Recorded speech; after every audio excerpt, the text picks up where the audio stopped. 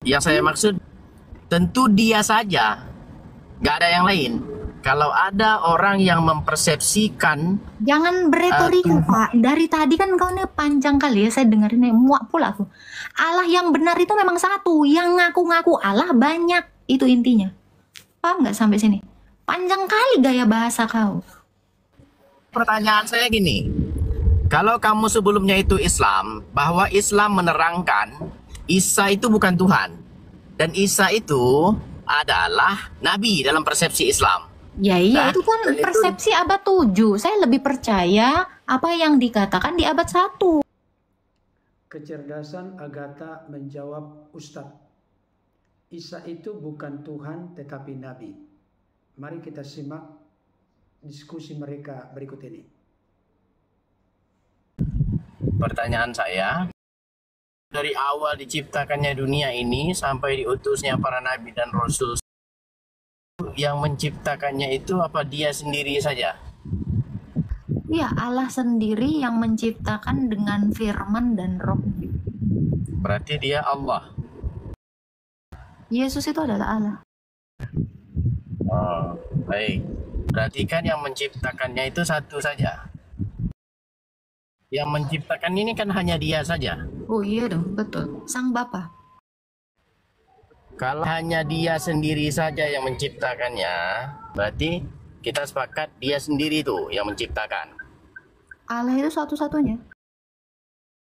Setelah belakangan dalam kehidupan kita sehari-hari, ini ada yang mempersepsikan Allah itu begini, kemudian ada yang begini gitu kan? Berhala-berhala yang mengaku Allah itu banyak. Di dunia ini banyak. Allah-Allah palsu itu banyak. Yang mengaku-ngaku Allah itu banyak di dunia ini. Nah, begitu ya. Oke. Kemudian begini, kalaulah dia cuman satu, berarti sumbernya kan cuman satu. Betul, Sang Bapa adalah sumber. 1 Korintus 8 ayat 6. Namun bagi kita hanya ada satu Allah saja, yaitu Bapa, yang daripadanya berasal segala sesuatu. Dialah sang sumber itu. Oke. Bapa. Berarti dalam pandangan Kristen, Bapa itulah satu-satunya yang menciptakan langit dan bumi. Iya, betul. Baru nanti kita bandingkan dengan Islam. Islam juga meyakini satu-satunya yang menciptakan langit dan bumi itu yaitu Allah. Ya, Hindu pun satunya Tuhannya. Buddha juga satu Tuhannya. Apa hebatnya? Nah, bukan apa hebatnya, Bu. Yang saya maksud begini. Tentu dia saja, nggak ada yang lain. Kalau ada orang yang mempersepsikan Jangan beretorika, Pak. Dari tadi kan kau nih panjang kali ya, saya dengerin muak pula aku. Allah yang benar itu memang satu, yang ngaku-ngaku Allah banyak, itu intinya. Paham nggak sampai sini? Panjang kali gaya bahasa kau. Allah yang satu itu memang satu. Makanya tadi 1 Korintus 8 ayat 6, namun bagi kita hanya ada satu Allah saja, yaitu Bapa, yang daripadanya berasal segala sesuatu. Namun ilah-ilah lain di dunia ini banyak. 1 Korintus 8 ayat 4. Memang betul ada Tuhan yang demikian. Ada banyak berhala. Ada banyak. Yang ngaku satu ini banyak. Dari tadi kau beretorika. Apa yang mau kau tanya? Langsung aja lah. pertanyaan saya gini, kalau kamu sebelumnya itu Islam, bahwa Islam menerangkan Isa itu bukan Tuhan, dan Isa itu adalah Nabi dalam persepsi Islam. Ya iya, Nah, itu kan dan itu- persepsi abad 7. Saya lebih percaya apa yang dikatakan di abad 1. Abad 7 tuh masih Nah. muda. Apa alasan saudara mengatakan bahwa Isa itu adalah Tuhan? Saya jawab, karena yang mengatakan Yesus itu adalah Tuhan banyak orang. Para rasul, ribuan orang. Yang mengatakan Yesus bukan Tuhan, satu orang. Tentu saya percaya sama banyak orang yang hidup bersama-sama dengan Yesus. Mereka saksi mata, saya lebih percaya. Mereka jalan bareng, hangout bareng sama Yesus. Dan mereka melihat bahwa dia mati dan bangkit. Nih sejaman, tidur bareng bahkan. Makan bareng. Saya lebih percaya sama yang banyak ini daripada gosip satu orang yang nggak kenal sama sekali tentang Yesus, hidup sejaman pun enggak, nengok batang hidungnya, lobang hidungnya pun enggak, cuman dari mimpi. Ya jelas, logika saya lebih kena ke yang banyak kesaksian ini daripada kesaksian satu orang dari mimpi. Ketemu kagak, kenal kagak, dengar suaranya pun kagak, tapi gosip. Saya nggak idiot, dibohongin lagi. Percaya sama gosip orang yang jaraknya 600 tahun lebih, nengok aja kagak pernah, kenalan aja kagak pernah, ngeliat aja kagak pernah. Ngapain saya percaya sama orang yang dapat wahyu dari mimpi ini tanpa saksi, tanpa bukti, terus orang-orang jadi percaya? Udah gitu, Pak. Kelakuan yang ngegosipin tentang Yesus bukan Tuhan ini pun, Pak, ngewe anak babu diewe, ya, tantenya dikawinin, bocil dikawinin, diembat umur 9 tahun, ahlaknya, cuy, jijai. Saudara mengatakan bahwa, terus saudara tadi bilang, saudara tidak percaya kepada Al-Quran karena Al-Quran itu datang 7 abad kemudian. Di abad ke-7 atau 600 tahun kemudian setelah Nabi Isa itu meninggal. Pertanyaan saya, dengan kitab yang saudara yakini itu sendiri, bagaimana saudara meyakinnya? Karena saudara juga tidak hidup di abad itu. Pertanyaanmu pun sudah saya jawab berulang-ulang. Kenapa saya lebih percaya? Ini tadi kan saya udah bilang kan, pakai otak, Pak. Saya lebih percaya sama kesaksian banyak orang dibandingkan kesaksian satu orang. Yang banyak orang ini sejaman sama Yesus. Yang satu biji orang ini nggak sejaman. Jadi gini, saudara kayak mana bisa yakin kali bahwa itu benar? Kalau misalnya dalam Al-Quran, Al-Quran itu bisa diteliti, Bu. Kalau Anda mengatakan Quran bisa diteliti, mana Quran di abad ke-7 yang ditulis oleh Said bin Thabit biar diteliti, Pak? Mana manuskripnya? Salah satu bukti bahwa Al-Quran itu memang benar dari semua negara dan semuanya kayak gitu Al-Quran itu. Bahkan barisnya saja tidak berubah. Kalau ada huruf yang mati, tidak ada barisnya, tidak ada apa-apanya, semuanya sama. Yang saya tanya, saya mau lihat Quran di abad 7 biar diteliti. Mana? Quran di abad 7 mana? Yang ditulis oleh Said bin Thabit yang adalah sahabat nabimu mana? Saya bisa tahu ada 2 lembar potongan manuskrip di Birmingham. Itu tulisan dengan Arab gundul, itu cuman sebesar panty liner saya, 2 lembar. Itu yang mau diteliti apanya? Saya kasih tahu ya, ini tuh keluaran Kairo 1924 ya, Pak. Jawaban saya tadi itu ya, kesaksian banyak orang yang sejaman lebih bisa dipercaya daripada kesaksian satu orang yang tidak sejaman. Maka saya lebih percaya kesaksian yang banyak orang ini daripada kesaksian satu orang dari mimpi. Bapak Ibu Saudara, fakta-fakta di dalam Alkitab jelas menunjukkan, membuktikan bahwa ada Allah lain atau Tuhan lain yang berbeda dengan Allah yang disembah oleh Israel, demikian juga dengan Allah yang disembah oleh orang-orang Kristen. Alkitab menunjukkan hal itu di dalam 1 Korintus 8 ayat yang keempat. Tentang hal makan daging persembahan berhala, kita tahu tidak ada berhala di dunia dan tidak ada Allah lain daripada Allah yang Esa. Dilanjutkan dengan ayat 5 sampai 6. Sebab sungguh pun ada apa yang disebut Allah, baik di sorga maupun di bumi.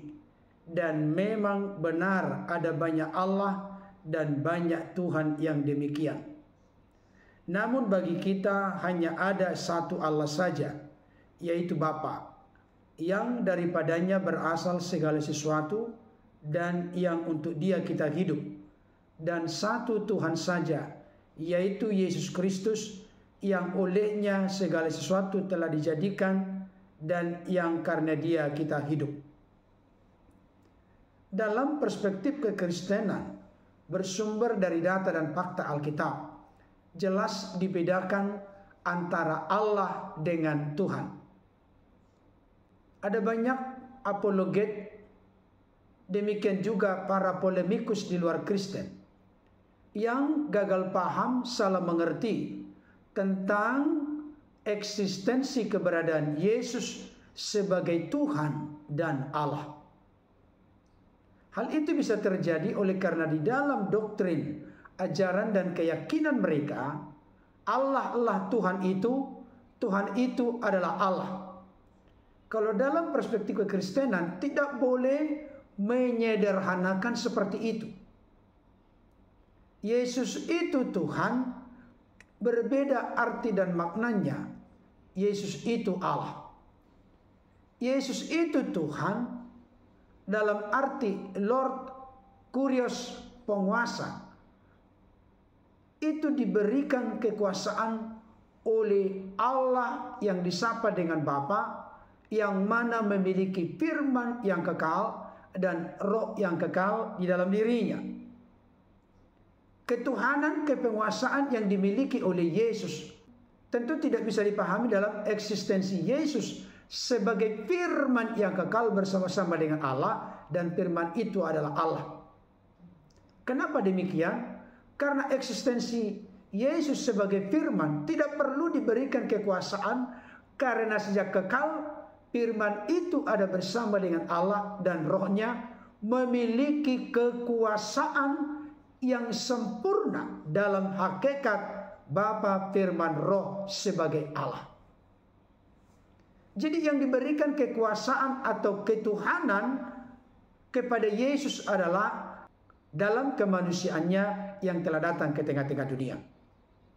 Saudara dikasih oleh Tuhan, bagian firman Tuhan yang lain memberikan konfirmasi penegasan kepada kita di dalam 1 Tawarik 16 ayat 26. Sebab segala Allah bangsa-bangsa adalah berhala, tetapi Tuhanlah yang menjadikan langit. Ini perlu menjadi sorotan dan perhatian bagi kita. Segala Allah bangsa-bangsa di luar bangsa Israel, semuanya itu adalah berhala. Hanya Allah Elohim, Yahweh yang benar-benar adalah Allah. Di luar itu berhala. Ini bersangkut paut dengan apa yang telah dijelaskan oleh Rasul Paulus kepada jemaat Korintus, yang mana ayatnya telah saya bacakan tadi dari 1 Korintus 8 ayat 4 sampai ayat yang ke-6. Terkait dengan pernyataan dari sang ustaz yang mengatakan Isa itu bukan Tuhan tetapi Nabi. Bagi saya secara pribadi, kalau itu dilihat dari perspektif keyakinan dari sang ustaz ini, ya sah-sah saja. Kita hargai dan kita hormati. Tapi kalau di dalam benak dari sang ustaz ini sampai dikaitkan Isa di sini terkait dengan Yesus, maka pengertian pemahamannya menjadi keliru dan salah dalam perspektif Kristen. Karena bagi orang-orang Kristen, Yesus itu adalah Tuhan, bukan karena diangkat oleh gereja, bukan karena diangkat oleh konsili Nikea Konstantinopel tahun 325. Yesus itu Tuhan sejak belum lahir pun telah diberitahukan oleh malaikat kepada para gembala di padang Efrata. Di dalam Lukas pasal 2 ayat yang ke-10 sampai ayat yang ke-11 dikatakan demikian. Lalu kata malaikat itu kepada mereka, jangan takut, sebab sesungguhnya aku memberitakan kepadamu kesukaan besar untuk seluruh bangsa. Hari ini telah lahir bagimu juru selamat, yaitu Kristus Tuhan di kota Daud. Jadi sejak dalam kandungan pun malaikat telah memberitahukan kepada para gembala di padang Efrata bahwa Yesus itu adalah juru selamat, Kristus artinya Mesias dan Tuhan. Kami tentu lebih percaya dengan apa yang diberitakan oleh para malaikat dan yang dituliskan oleh Dr. Lukas sebagai penulis Injil Lukas. Bahkan yang lebih hebat serta luar biasa adalah Yesus sendiri memberikan testimoni pengakuan di dalam Yohanes pasal 13 ayat 13 sampai 14. Kamu menyebut aku guru dan Tuhan, dan katamu itu tepat, sebab memang akulah guru dan Tuhan. Jadi jikalau aku membasuh kakimu, aku yang adalah Tuhan dan gurumu, maka kamu pun wajib saling membasuh kakimu. Bapak Ibu Saudara yang dikasihi Tuhan, para murid mengakui, menyebut, memanggil Yesus itu Tuhan. Dan Yesus membenarkan pengakuan dari murid bahwa Yesus adalah Tuhan. Mungkin ada orang yang akan berkata di luar sana, Tuhan di situ sebenarnya sudah diterjemahkan secara salah, karena bukan Tuhan tetapi Tuhan. Bagi saya tidak ada masalah dan tidak terpengaruh sama sekali. Mau Yesus itu diterjemahkan Tuhan atau Tuhan, sama saja. Bahasa Inggrisnya Lord, bahasa Yunaninya Kurios, dan yang pasti perlu kita mengerti, Yesus itu Tuhan. Di dalam Matius 28 ayat 18, kepadaku telah diberikan segala kuasa baik di sorga maupun di bumi. Jadi ketuhanan, kepenguasaan, ketuhanan Yesus berlaku atas sorga dan bumi. Saudara dikasihi Tuhan, kalau ada orang-orang di luar sana model Ustadz ini yang mencoba menyatakan atau menyimpulkan bahwa Yesus itu bukan Tuhan tetapi hanya nabi atau rasul, saya katakan dengan tegas dari fakta-fakta Alkitab jelas menunjukkan, membuktikan Yesus itu Tuhan, Yesus itu rasul, Yesus itu nabi. Kenapa demikian? Karena memang di dalam Alkitab Yesus memiliki banyak sekali gelar, termasuk Tuhan, rasul, nabi, imam, raja, dan lain sebagainya. Tetapi Yesus itu dipahami, diyakini, dimengerti sebagai Allah, bukan dalam wujud tubuh fisik jasmani kemanusiaan, tapi dalam eksistensi kekal sebagai firman yang bersama-sama dengan Allah, dan firman itu adalah Allah. Yesus dalam keadaan firman yang bersama-sama dengan Allah tentu kekal, tentu pencipta segala sesuatu, tentu berkuasa mengampuni dosa, tentu berkuasa memberikan hidup yang kekal, tentu sudah dikasihi Bapa atau memiliki kemuliaan di hadirat Bapa sebelum dunia jadi atau sebelum dunia diciptakan.